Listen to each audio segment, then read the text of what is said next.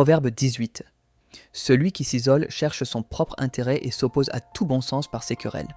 Les insensés ne prennent pas plaisir à la compréhension, mais aiment exposer leurs propres opinions. Quand la méchanceté arrive, le mépris vient aussi, et avec la honte vient l'opprobre. Les paroles de la bouche sont des eaux profondes, mais la source de la sagesse est un torrent jaillissant. Il n'est pas bon de favoriser le méchant et de priver l'innocent de justice. Les lèvres des insensés provoquent les disputes, et leur bouche attire les coups. La bouche des insensés cause leur ruine, et leurs lèvres sont un piège pour leur vie. Les paroles du rapporteur sont comme des friandises délicates. Elles descendent jusqu'au fond des entrailles. Celui qui se relâche dans son travail est frère de celui qui détruit. Le nom de l'Éternel est une tour fortifiée.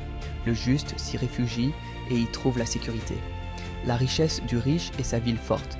Dans son imagination, c'est une muraille infranchissable.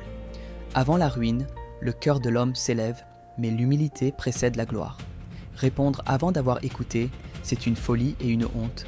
L'esprit de l'homme le soutient dans la maladie, mais l'esprit abattu, qui peut le supporter? Le cœur intelligent acquiert la connaissance et l'oreille des sages la recherche. Un cadeau ouvre les portes et conduit celui qui l'offre devant les grands. Le premier à parler dans un procès paraît avoir raison, jusqu'à ce qu'un autre vienne l'examiner. Tirer au sort met fin aux disputes et sépare les adversaires puissants. Un frère offensé est plus difficile à gagner qu'une ville forte. Les querelles sont comme les verrous d'une forteresse. C'est du fruit de sa bouche que l'homme rassasie son ventre. C'est du produit de ses lèvres qu'il se nourrit. La langue a pouvoir de vie et de mort. Ceux qui l'aiment en mangeront les fruits. Celui qui trouve une femme trouve le bonheur et obtient la faveur de l'Éternel. Le pauvre parle avec supplication, mais le riche répond durement.